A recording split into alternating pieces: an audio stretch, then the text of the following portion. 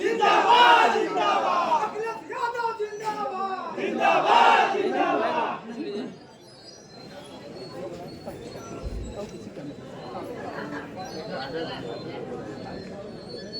मंच पर उपस्थित सुहेल देव स्वाभिमान पार्टी के हमारे राष्ट्रीय अध्यक्ष महेंद्र राजभर जी, इनके बड़ी संख्या में हमारे सहयोगी साथी बलीराम राजभर जी, राम दुलारे राजभर जी, बड़ेलाल चौहान जी, अभय नंदन वर्णवाल जी, मनोज राजभर, ब्रजेश राजभर, श्रीमती उर्मिला राजभर, अरविंद राजभर, उस्मान गनी, जीतू भारद्वाज, अरविंद राजभर, पूर्व विधायक त्रिवेणी राम, हमारी पार्टी के प्रवक्ता राजेंद्र चौधरी जी, पूर्व एमएलसी उदयवीर जी, और यहाँ पर बड़ी संख्या में उपस्थित सुहेल देव स्वाभिमान पार्टी के हमारे सभी आदरणीय बुजुर्ग, माताएं बहनें, नौजवान साथी और पत्रकार साथियों, मैं सबसे पहले महेंद्र राजभर जी को बहुत बहुत बधाई देना चाहता हूँ। उनके साथ साथ उनके जितने भी सहयोगी साथी हैं, पदाधिकारी हैं और उत्तर प्रदेश के दूर दूर जिलों से चल कर के आए हैं, यहाँ पर जितने भी साथी बैठे हैं, मैं उन सब का आभारी हूं कि आप लोगों ने दूर दूर से चल कर के आकर के इस कार्यक्रम को सफल बनाने का काम किया।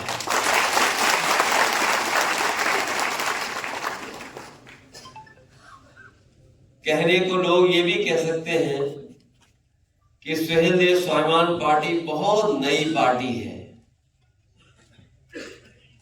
ये बात लोग चर्चा भी कर सकते हैं। हमारे आप लोगों से जो सहमत लोग नहीं हैं, वो ये कभी कभी तो कहेंगे ही, और इस कार्यक्रम को देख करके कहेंगे कि सुहेल देव स्वाभिमान पार्टी कोई नई पार्टी नहीं है, नई पार्टी है, कोई पुरानी पार्टी नहीं है। लेकिन मैं उन साथियों को कहना चाहता हूं, संघर्ष से निकले हुए महेंद्र राजभर की ये पार्टी है, उनके साथियों की पार्टी है।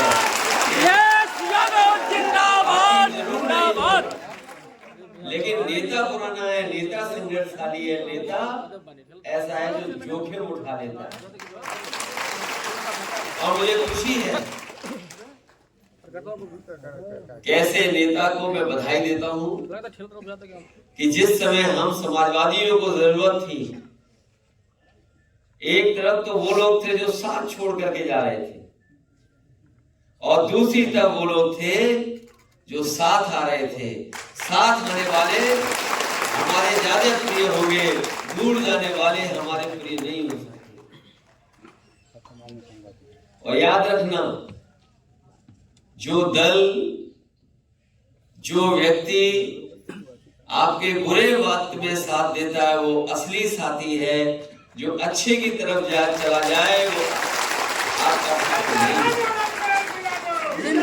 खुशी है महेंद्र राजभर जी, उनकी पूरी टीम ने हमारा साथ दिया, और ऐसा साथ दिया, अभी हाल ही के चुनाव में परिणाम ने दिखा दिया कि अगर राजभर समाज को कोई आगे बढ़ा सकता है और राजभर समाज का सही सम्मान और सही स्थान दिला सकता है, तो ये सुहेल देव स्वाभिमान पार्टी है, और कोई दूसरी पार्टी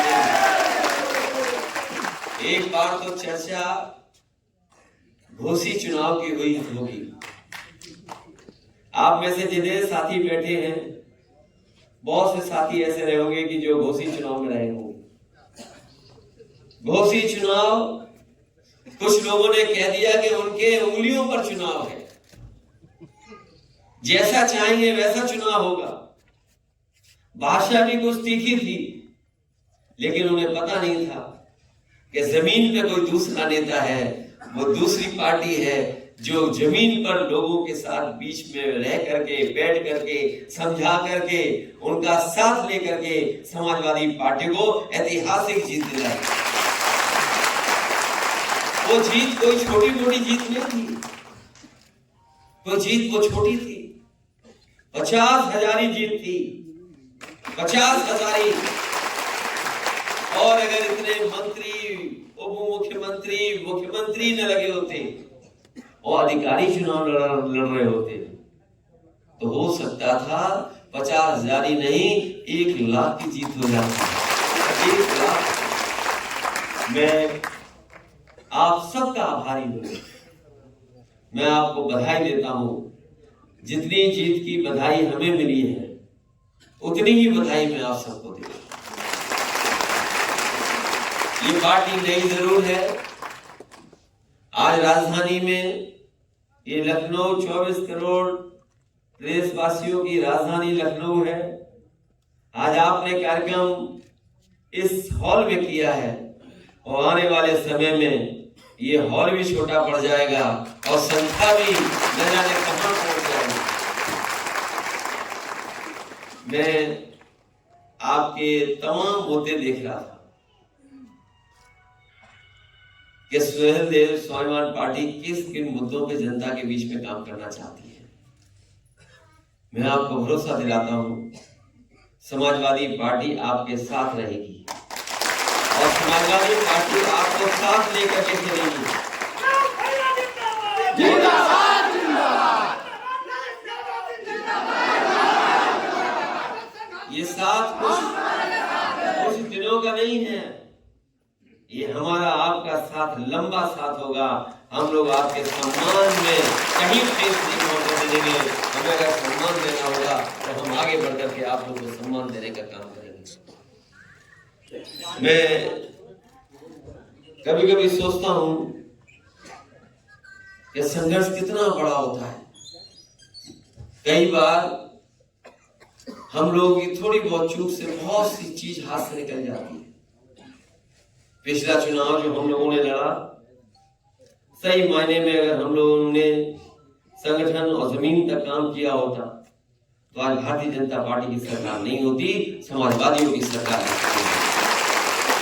इसलिए किसी भी पार्टी को और किसी भी संगठन को आगे बढ़ाने के लिए सबसे बड़ी जिम्मेदारी यही है कि हमें बूथ स्तर, गांव स्तर के कार्यकर्ताओं को मजबूत करना पड़ेगा और समय समय पर उन कार्यकर्ताओं का ध्यान रखते हुए उन कार्यकर्ताओं का भी सम्मान करना पड़ेगा।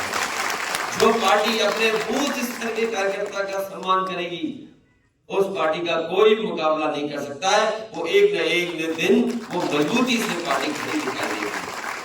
हम समाजवादी लोग लगातार संघर्ष कर करके यहाँ पहुंचे।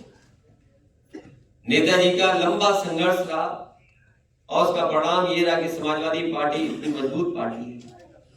कई बार हम लोगों ने सरकार बनाई है उत्तर प्रदेश में और जब जब सरकार बनाई है तो आपने देखा होगा कि जमीन तक कैसे हमारे योजनाएं पहुंचे। जो गांव गरीब हैं लोग उनको खुशहाली के रास्ते से कैसे जोड़े।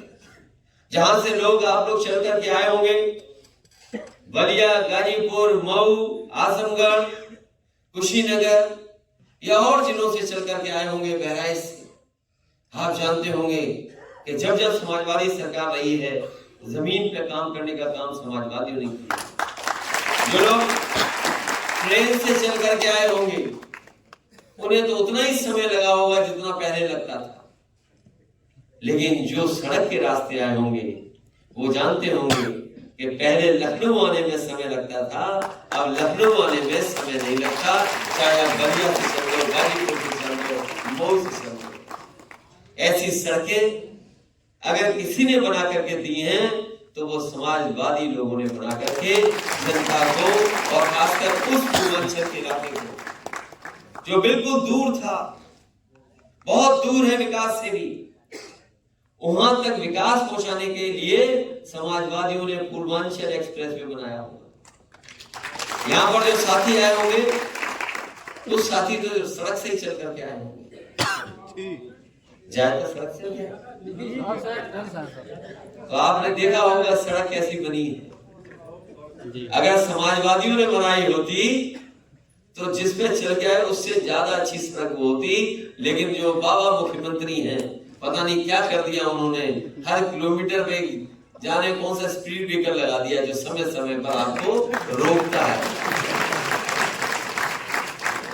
ये तो बुनियादी है जो काम हुए, चाहे वो सड़क का हो, चाहे एम्बुलेंस देने का हो, चाहे पुलिस को पहुंचाने का इंतजाम हो, ये तमाम काम समाजवादियों ने शुरू कर दिए थे। लेकिन अभी भी बहुत असली काम छूटा हुआ है। वो असली काम है जाति जनगणना का,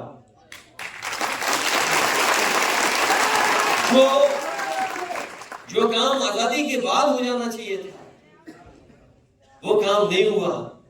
बहुत से साथी जानते होंगे कि अंग्रेजों ने भी एक जमाने में जाति जनगणना कराई थी, लेकिन कुछ कारणों से उस समय जाति जनगणना आगे नहीं हो पाई। उसके बाद भारत देश आजाद हो गया और आजादी के बाद जब कांग्रेस पार्टी सरकार में आई तो जो जाति जनगणना व्यवस्था थी उसको रोकने का काम किया। और पिछली बार जब कांग्रेस पार्टी की सरकार थी तो वही नेताजी से लेकर के तमाम समाजवादी नेताओं ने उस समय सरकार में जो लोग थे उनसे कहा कि जाति जनगणना करना चाहिए। उन्होंने आश्वासन तो दिया लेकिन कभी जाति जनगणना नहीं हो पाई। इधर बिहार ने हम लोगों को एक नई ऊर्जा दी है, नई रोशनी दी है, नया रास्ता दिखाया है कि जब बिहार ने जाति जनगणना कर दी तो न केवल बिहार के बाहर उत्तर प्रदेश बल्कि और प्रदेशों में इस बात की चर्चा होना शुरू हो गई कि जाति जनगणना होनी चाहिए। इसलिए साथियों, हमारे राजभर समाज के लोगों, आबादी में तो बहुत हो, आबादी में संख्या कई लोगों के बराबर है, लेकिन अभी आपको वो हक सम्मान नहीं मिल पाया जो हक सम्मान दूसरे लोगों को मिल गया है। इसलिए हम समाजवादी लोग आपको भरोसा दिलाते हैं कि जब भी हम लोग सरकार में आएंगे हम लोग जाति जनगणना करा करके आपको आबादी के हिसाब से हक और सम्मान दिलाने का काम करेंगे। मुझे याद है सदन में बीजेपी के लोगों से जब हम लोगों ने सवाल खड़ा किया कि जाति जनगणना होनी चाहिए, आबादी के हिसाब से हक और सम्मान मिलना चाहिए, तो याद होगा मुख्यमंत्री जी क्या आरोप लगा रहे थे हम लोगों पर कि 46 में 56 यादव नौकरी पा गए हैं। हमने उनसे पूछा कि ये 46 में 56 कैसे पा सकते हैं? अगर 46 में 56 पा गए होंगे तो कम से कम सूची तो जारी करो। लेकिन आज भी सरकार ने हम लोगों को सूची नहीं दी, और सूची इसलिए नहीं दी क्योंकि उनके पास सूची है ही नहीं। झूठा प्रचार किया, हमारे पिछड़े जाति के भाइयों को हमारे खिलाफ भड़काने का काम किया। हमारे पिछड़ी जाति के जो नौजवान हैं उनको भर करके हमारे खिलाफ गुस्सा पैदा किया उन्होंने। इसलिए साथियों, हम आपसे आज आश्वासन देते हैं कि आपके हक और आपके सम्मान को कोई किसी को छीनने नहीं देंगे, न कोई छीन पाएगा, और समाजवादी लोग होंगे तो आपको सम्मान दिलाने का काम करेंगे। कभी कभी हम सोचते हैं कि गरीब लोग क्या चाहते हैं वो कभी कभी मांगते भी नहीं है। मुझे याद है जब मैं सरकार में था, एक बेटी कुशीनगर से आई थी, वो विकलांग थी और जनता दरबार में वो बैठी थी। आखिरी दिन था, उसके बाद चुनाव अनाउंस होना था। मैंने उस बेटी से पूछा कि आपको क्या चाहिए? उस बेटी ने बताया नहीं, बोली कि केवल हमारी मदद कर दो। मैंने फिर पूछा कि तुम क्या मदद चाहती हो, मुझे बताओ। और बहुत से हमारे साथ अधिकारी थे, बहुत से सरकार के लोग हमारे साथ थे। सोचिए, कल्पना करोगे क्या मांगा उसने? उस विकलांग बेटी ने कहा कि केवल हमें 20,000 रुपए की मदद करवा दीजिए बस। तो मैं सोचने लगा, सोचिए आप, एक गरीब विकलांग कहां कुशीनगर से चल करके आई और मुख्यमंत्री से क्या मांग रही है? केवल 20,000। मैंने उसी समय सरकार के अधिकारियों से कहा, इसने 20,000 जरूर मांगे लेकिन इसको 50,000 रुपए सरकार से देने का काम है। ये बात मैं इसलिए बता रहा हूं कि कभी कभी गरीब जानता ही नहीं कि मांगना क्या है। गरीब कभी कभी समझ ही नहीं पाता है कि चाहिए क्या है उसको। इसलिए सुहेलदेव पार्टी के लोगों, हमारे स्वाभिमान पार्टी के लोगों, आपको अगर अपना अधिकार मांगना है तो अधिकार तभी मिलेगा जब हम लोग जाति गणना कराएंगे। और जाति गणना के साथ साथ जब कोई भी दल आपको राजनीतिक बराबरी देगा तभी जाकर के आपको कुछ मिलेगा। मैं आपको भरोसा दिलाता हूं, दूसरे दलों ने हमें बहुत घुमाया, बहुत चक्कर कटवाया, लेकिन ये हमारे साथी सीधे साधे हैं। हम इनको राजनीति में भी अपने साथ ला करके इनको राजनीतिक सम्मान देने का भी काम करेंगे। इसलिए जरूरी ये है कि आप लोग अपना संगठन जरूर बना लें। असली ताकत संगठन होती है। अगर संगठन होगा तो बड़ी से बड़ी ताकतों का हम लोग मुकाबला कर लेंगे, और अगर संगठन नहीं होगा तो हम लोग बड़ी से बड़ी ताकत के सामने टिक नहीं पाएंगे। इसलिए जरूरी ये है कि हमें और आपको मिलकर के अपना संगठन और बूथ और गांव स्तर तक अपनी पार्टी को पहुंचा देना। एक दल और है जो कभी कभी अंग्रेजी में बोलते हैं ना, खाली स्थान भरो, फिल इन द ब्लैंक्स। आप टीवी देखते होंगे या यूट्यूब देखते होंगे तो अचानक से एक ऐड आ जाता है, और ऐड को जब तक हटाओगे नहीं तब तक चलता रहता है। तो कुछ राजनीति में ऐसे लोग हैं जो केवल जगह भरने के लिए है, उनका कोई काम नहीं है। इसलिए उनसे बहुत सावधान रहना आप लोग। कभी कभी आपने देखा होगा हमारे टीवी वाले लोग भी बहुत इंटरव्यू लेने जाते हैं उनका। टीवी वाले तुरंत पहुंच जाते हैं, क्योंकि सरकार ये चाहती है कि जो बुनियादी सवाल है उन पे बहस ना हो। जैसे सीरियल में चलते चलते ऐड आ जाता है, और ऐड आप हटाना चाहते हो, ऐड नहीं हटा सकते आप। प्रचार हटाना चाहोगे, प्रचार नहीं हटा पाओगे। और प्रचार इसलिए नहीं हटा पाओगे क्योंकि उसके लिए कुछ भुगतान सरकार करती है। तो सरकार ये भी करती है, चैनल को इस्तेमाल करती है और कुछ लोगों के जानबूझ करके इंटरव्यू कराती है कि जिससे बुनियादी सवालों पर बहस ना हो, महंगाई पर बहस ना हो, बेरोजगारी पे बहस ना हो, शिक्षा पर बहस नहीं हो। क्या आप कल्पना कर सकते हो कि आज हमारे गरीब पढ़ नहीं पा रहे और यही सरकार चलती रही तो याद रखना ये जो सरकारी व्यवस्था है पूरी की पूरी ठप हो जाएगी। हम और आप लोग तो जैसे तैसे पढ़ लिए होंगे, लेकिन आने वाली पीढ़ी नहीं पढ़ पाएगी, और अगर आगे वाली पीढ़ी नहीं पढ़ पाएगी तो सोच लो हमारा समाज और हमारे आपके बीच में जो लोग हैं वो किस दिशा में जाएंगे। इसलिए कहीं ना कहीं हमें ऐसी ताकतों से भी सावधान रहना पड़ेगा जो बड़ी ताकतों के लिए काम करते हैं और उनके लिए इस्तेमाल होकर के आप और हमको समय समय पर गुमराह करने का काम करते हैं।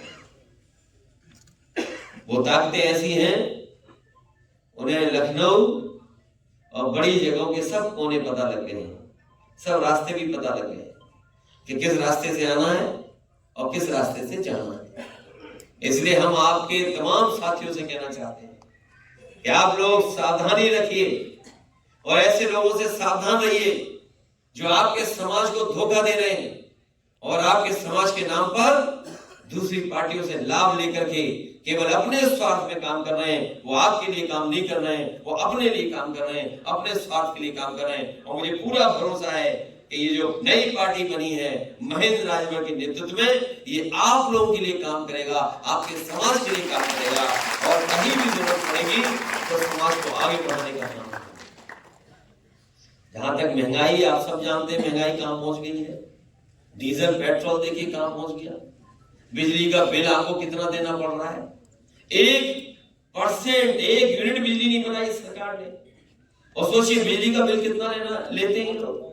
जो एम्बुलेंस चलाई थी गरीबों के लिए, जो व्यवस्था बनाई थी गरीबों के लिए, इसलिए कि हमारे गरीब अगर गांव में अस्पताल में पहुंच जाएंगे तो इलाज हो जाएगा। इस सरकार ने तो एम्बुलेंस भी बर्बाद कर दी, अस्पताल भी बर्बाद कर दिए। और अगर कोई गरीब आज बीमार हो जाए तो उसका सरकारी अस्पतालों में इलाज नहीं हो पा रहा है, उसे चक्कर काटने पड़ते हैं, न जाने कितना पैसा खर्च करना पड़ता है प्राइवेट अस्पतालों में जाकर के।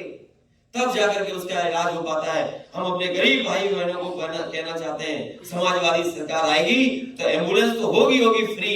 आप किसी अस्पताल में इलाज करा लेना, आपको एक भी पैसा नहीं देना पड़ेगा, पूरा का पूरा पैसा सरकार को दिलवाने का काम करेगी। ये इंतजाम हो तो हमारा गरीब खुशहाल होगा, तब जाकर के हमारा गरीब तरक्की करेगा। आज नौजवान के हाथ में नौकरी नहीं है, रोजगार नहीं है, हमारा पढ़ लिख ले नौजवान बेरोजगार हो गया, और जो आरक्षण मिलता था वो भी खत्म कर दिया।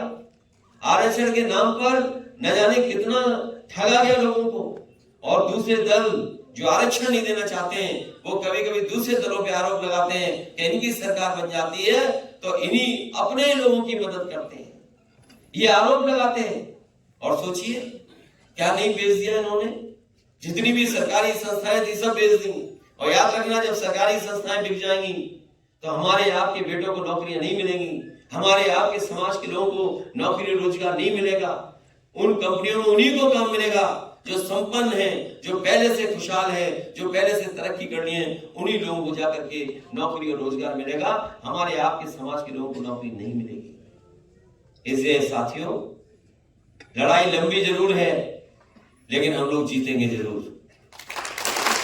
लड़ाई लंबी है लेकिन इनका हम लोग मुकाबला करेंगे, क्योंकि जो मुख्यमंत्री हैं वो अलग तरह के मुख्यमंत्री हैं। उनका सबसे प्रिय जानवर सांड। बताओ आज भी सड़कों में घूम रहा है कि नहीं घूम रहा? जहां जहां से आप चल के आए होंगे, बताओ आपको देखने को मिले कि नहीं मिले? फसल तो खा ही रहा है, लेकिन अगर आप थोड़ा भी चूक गए तो दुर्घटना हो जा रही है। और उत्तर प्रदेश में कोई दिन ऐसा नहीं जा रहा है जिस दिन सांड की वजह से जान न जा रही हो। एक व्यक्ति डेली मर रहा है, कहीं ना कहीं एक्सीडेंट हो रहा है। उत्तर प्रदेश में आप जानकारी कर लो, कहीं ना कहीं घटना हो जा रही है।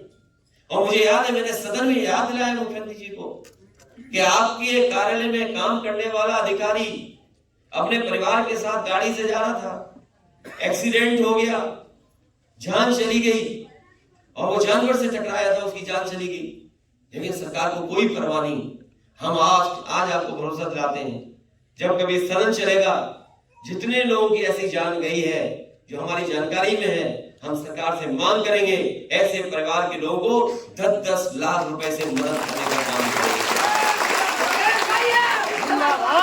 याद है मुझे, हम लोगों ने अपनी माताओं बहनों के लिए समाजवादी पेंशन शुरू की थी, 500 रुपए महीना, और बेटियों को पढ़ने के लिए 30,000 रुपए कन्या विद्या धन। जब से ये सरकार आई है, बेटियों के लिए दूसरी तरह की योजना चला दी है, लेकिन इकट्ठा पैसा नहीं दे रहे हैं। हम अपनी माताओं बहनों को भरोसा दिलाते हैं, नेताजी ने कभी कन्या विद्या धन शुरू किया था, हमारी सरकार बनेगी और आप लोग बनवाइए। सबसे पहले समाज के जो सबसे ज्यादा गरीब हैं, उनके परिवार की बेटी और उनके परिवार की महिला को सबसे पहले मदद की जाएगी, और लोगों की बाद में मदद होगी, गरीब परिवार के लोगों की पहले मदद होगी। चाहे हमें विद्या धन बढ़ाना पड़ जाए, और अपनी माताओं बहनों को कह रहा हूं मैं, घोषणा पत्र में हम लोगों ने लिखा था कि समाजवादी पेंशन बढ़ा देंगे। आने वाले समय में हमें माताओं बहनों को 3,000 रुपया महीना देना पड़ेगा, तभी जाकर के उनको सम्मान मिलेगा। हम लोग 500 से 1,500 कर रहे थे, लेकिन अब तो महंगाई बढ़ गई है। अभी मध्य प्रदेश में मैं गया था चुनाव में, वहां की सरकार हमारी ही योजना को नकल करके माताओं बहनों की मदद कर रही है। अब 1,000 से ऊपर देना चाहते हैं। हमने कहा कि समाजवादियों का अगर एक भी विधायक बन गया या 2 विधायक बन गए और सरकार बनाने का मौका मिल गया, सरकार को समर्थन देने का मौका मिल गया, तो हम उसी सरकार का समर्थन करेंगे जो जाति गणना कराएगा और माताओं बहनों को 3,000 रुपया समाजवादी पेंशन की तरह देगा। प्रेस के लोगों ने कहा कैसे दे दोगे 3,000? हमने कहा हमें सरकार में बैठा दो, हम अभी 3,000 दे देंगे। सरकार में बैठाने से हमें पता है कि खजाना किस तरीके से मोड़ा जाता है। जब हम सड़क ऐसी बना सकते हैं, सोचिए सड़क कितने 30,000 करोड़ की बनाई, और ऐसी सड़क बनाई जिसमें हवाई जहाज उतर जाता है। और याद होगा अम्बेडकर नगर वालों को या पूर्वांचल एक्सप्रेसवे पे चलने वालों को जब चले होगे तो रास्ते में एक हवाई पट्टी मिली होगी, दिखी होगी, और आपने पहले तस्वीर देखी होगी और वीडियो देखा होगा जिसमें प्रधानमंत्री सबसे बड़े विमान से उतरे थे उस सड़क पर और उस विमान से अकेले निकले थे। अगर किसी ने वो सड़क बनाई थी तो वो समाजवादी पार्टी की देन है, जिसकी वजह से ऐसी सड़क बनी कि अगर कभी हमें इमरजेंसी में जरूरत पड़ जाए तो हमारा हवाई जहाज सड़क पे भी उतर जाएगा। तो सोचियो, ये सोच इस पुलिस को गाड़ियां दे दी। ये पुराने लोग जानते होंगे, थाने में पहले पैसा नहीं होता था। अगर आप शिकायत करने जाते थे तो सबसे पहले पुलिस आपकी जेब की तरफ देखती थी कि जेब में कुछ है तभी डीजल भरा जाएगा, जेब में कुछ नहीं है तो नहीं डीजल भरेगा ना पुलिस चलेगी आपके साथ। समाजवादियों ने 100 नंबर व्यवस्था दी, और व्यवस्था इसलिए दी थी जो गांव में हमारे गरीब हैं, किसान हैं, कहीं झगड़ा हो जाए, आपस परिवार में कभी कभी झगड़ा हो जाता है, पर पड़ोसी से झगड़ा हो जाता है, पानी को लेकर के, कूड़े को लेकर के, जानवर को लेकर के, तमाम ऐसे मसले होते हैं गांव में जिसके कारण एक दूसरे से झगड़ा हो जाता है। थाने भागना पड़ता था, एक दूसरे की सिफारिश करके तब पुलिस सुनती थी। तो समाजवादियों ने व्यवस्था दी कि आप गांव में खड़े होकर के फोन मिलाइए और 15 मिनट तक होंगे जब पुलिस आपके पास पहुंच करके मदद करने का काम करेगी। वो व्यवस्था उन्होंने चौपट कर दी, खत्म कर दी। नंबर बदल दिया। पहले तो पुलिस वालों को लगा कि नंबर बदलने से उनका कमीशन भी बढ़ गया है, तो नंबर इन्होंने बदला, पुलिस ने भी अपना दाम बढ़ा लिया और व्यवस्था को पूरा तरीके से खत्म कर दिया। अभी मैं उन बेटियों से मिला था जिन बेटियों को वहां काम मिला हुआ था, सबसे पहले वही फोन उठाती थी, और उसमें हम लोगों ने बेटियों को और महिलाओं को इसलिए रखा था क्योंकि वो गुस्सा नहीं करती। कितना भी कोई दूसरी तरफ से फोन मिलाएगा तो महिलाएं और बेटियां कभी गाली नहीं देंगी, भाषा नहीं गलत इस्तेमाल करेंगी। इसलिए हम लोगों ने डायल एंडेड में महिलाओं और बेटियों को रखा, क्योंकि उनका इमोशन अलग होता है। वो आपसे नाराज नहीं होंगे अगर आप तकलीफ और परेशानी में हैं तो। और अगर पुरुष को रख देते तो अगर 2 बार आप कुछ दुख सुनाते तो उस तरह से आपको कुछ सुनने को मिल जाता। उन्हीं के साथ दिवाली मनाए इसलिए, और सोचिए आप, इसीलिए हम लोगों ने लड़कियों को रखा था, महिलाओं को रखा था, लेकिन इस सरकार ने उनकी भी नौकरी छीन ली। पता नहीं कहां से कंपनी लाए हैं, मुनाफा कमाने के लिए उस कंपनी को उन्होंने काम दे दिया है। उन बेटियों के साथ मैंने दिवाली मनाई क्योंकि वो धरने पे बैठी थी। मैंने कहा मुझे अच्छा नहीं लग रहा, क्योंकि ये योजना हम लोगों ने बनाई थी, पुलिस को अच्छी व्यवस्था दी थी, इसलिए हमने उनसे कहा कि हम आपके साथ हैं और जब कभी भी हमें सदन में बात उठाने का मौका मिलेगा हम सरकार के सामने खड़े होंगे और सरकार को मजबूर करेंगे कि जिन्होंने इतनी फोन उठाए हैं, उत्तर प्रदेश की गरीब जनता की मदद की है, इनके अगर 3000 रुपए बढ़ाने हो तो ये 3000 रुपए कोई ज्यादा रुपए नहीं होते हैं। हम उनसे कहेंगे 3000 नहीं 6000 भी जब कभी समाजवादियों को मौका मिलेगा तो हम बढ़ा करके उन्हें सम्मान देने का काम करेंगे। मैं बधाई देता हूं अपने महेंद्र राजभर जी को और उनकी पूरी टीम को, और सबसे ज्यादा त्रिवेणी राम जी को, क्योंकि इन्हीं के सहयोग और संपर्क से हम लोग महेंद्र राजभर जी से जुड़ गए, और महेंद्र राजभर जी से जुड़ गए तो हम आप लोगों से जुड़ गए, और आप उस दल से जुड़े हो जो सरकार बनाने जा रही है आने वाले समय में, और सबसे ज्यादा लोकसभा सीटें जीतेगी। जिंदाबाद जिंदाबाद अखिलेश भैया जिंदाबाद, अखिलेश भैया जिंदाबाद। महाराजा सुहेलदेव जी के लिए अगर हम लोगों को कोई बड़ा काम करना पड़ेगा और हम महेंद्र राजभर जी से कहेंगे कि ये नदी का जो किनारा है गोमती का, ये रिवर फ्रंट ये लंदन की तरह है, जो कोई मोबाइल और चला लेता होगा उसमें गूगल करके देख लेना, ये जो नदी का किनारा हमने बनाया था लंदन की थेम्स नदी उसके किनारा जैसा है, वैसा ही हम लोग इसको बना रहे थे। इस सरकार ने काम रोक दिया, लेकिन समाजवादी सरकार बनेगी, हम आपको भरोसा दिलाते हैं महाराज सुहेलदेव के लिए हम लोग इसी नदी के किनारे कोई बहुत अच्छा स्मारक बनवाने का काम करेंगे, इसी गोमती फ्रंट के किनारे इसी गोमती खंड में। लेकिन हम ये जानते हैं ये बीजेपी वाले बड़े नकलची हैं, बीजेपी वाले नकलची हैं।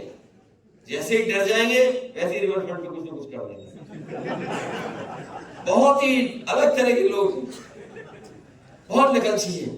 ये सबसे कीमती जगह है लखनऊ की, ये जहां स्मारक बने स्मारक, लेकिन राजधानी में भी अभी हमारा महाराज सुहेलदेव जी का स्मारक हो। और मुझे खुशी होगी कि सुहेलदेव स्वाभिमान पार्टी हमारे साथ होगी और इसी रिवर फ्रंट पे हम महाराज सुहेलदेव के स्मारक बनवाने का काम करेंगे। और साथ रहिए हमारे, आप लोग साथ रहिए हमारे, अखिलेश भैया संघर्ष और हम लोग हमारे साथ हैं, भैया संघर्ष करो, हम तुम्हारे साथ हैं। हम आपको साथ रखेंगे। जो दूसरे लोग हम लोगों से धोखा देके सम्मान पा गए, हम लोग आपके साथ सच्चे मित्र की तरह पूरा का पूरा राजनीतिक सम्मान देने का काम करेंगे। जो लोग गाना गाते थे चल सन्यासी मंदिर में, उसके आगे की लाइन नहीं बताते थे। अगर आगे की लाइन बता दे तो आज ही इलाज हो जाए उनका वहां से। ये गाना कभी सुनना हमारे नौजवान साथी रहे, वो गाना तो सुना होगा आपने, चल सन्यासी मंदिर में। उसके दूसरी लाइन तो हम भी नहीं गा सकते, इतनी खतरनाक लाइन है। अगर उन्होंने सरकार में वालों को गा दी या सुना दी तो समझ लो क्या हाल होगा। हालांकि उनके नंबर बहुत कम है आजकल एक हमारा छोटा नेता आ गया है, आजकल नवरत्नी टेक्निकल। इसलिए मुझे खुशी है लखनऊ राजधानी में आप लोग आए हैं। ये तो एक कार्यक्रम किया है आपने, और कार्यक्रम करके आपने संगठन की अपनी ताकत दिखा दी है। मैं आपको बधाई देता हूँ। और इस संगठन और मजबूत करना, संगठन और मजबूत करना, क्योंकि संगठन से ही विधायक बनते हैं, संगठन से ही और चीजों को हम पा सकते हैं। आने वाले समय में आप लोग संगठन बनाओगे, आपके बीच के विधायक भी बनेंगे। अगर और लोग विधायक बना सकते हैं तो समाजवादी पार्टी आपके साथ खड़ी है। आपके बीच के लोग भी विधायक बनकर के विधानसभा में आपके हक और सम्मान की बात करने का काम करेंगे। मैं आपके महेंद्र राजभर जी को बहुत बहुत बधाई देता हूँ। इनके साथ जो पूरी टीम बैठी है उनको बहुत बहुत बधाई। और जो दूर दूर से चल करके आए हमारे कार्यकर्ता नेता इस पार्टी के, उनका भी स्वागत करता हूँ। क्योंकि राजधानी में आना और अपनी ताकत का एहसास दिलाना बहुत बड़ी बात है। शुरुआत ऐसे ही होती है, आप कभी घबराइए नहीं। जो दल आज बड़े दिखाई दे रहे हैं, कभी बीजेपी के 2-3 एमएलए रहे होंगे, और आज देखो बीजेपी कितनी बड़ी पार्टी हो गई। हम लोग भी कभी छोटी पार्टी थे, आज कितनी बड़ी पार्टी हो गई। और जो बड़ी पार्टी थी उसके बताओ 2 विधायक। जो बहुत बड़ी पार्टी थी एक, जिसका चुनाव चिन्ह भी बहुत बड़ा है, उसके विधायक की। ये समझ लीजिए जनता कब बदल दे, क्या बदल दे, कोई पता नहीं। इसलिए आप काम करते रहना, संघर्ष करते रहना, और रास्ता साफ है राजनीति का। समाजवादियों का कोई मुकाबला नहीं कर सकता। आज भी जो काम उत्तर प्रदेश में दिखाई दे रहे हैं वो समाजवादियों के देन हैं। समाजवादी लोग ही दुख दर्द को गांव में समझते हैं। और जब आप जैसा दल, जो बिल्कुल जमीनी दल है, जमीन के लोगों का दल है, वो लोग साथ आ जाएंगे तो हम लोग और लड़ाई में कामयाब हो जाएंगे। मैं इन्हीं शब्दों के साथ आप सबको बहुत बहुत बधाई देता हूँ इस अच्छे कार्यक्रम के लिए। आप सबको धन्यवाद जो दूर दूर से चल करके आए हैं लखनऊ राजधानी में। मैं आप सबका स्वागत करता हूँ। बहुत बहुत बधाई, बहुत बहुत धन्यवाद आप सबका।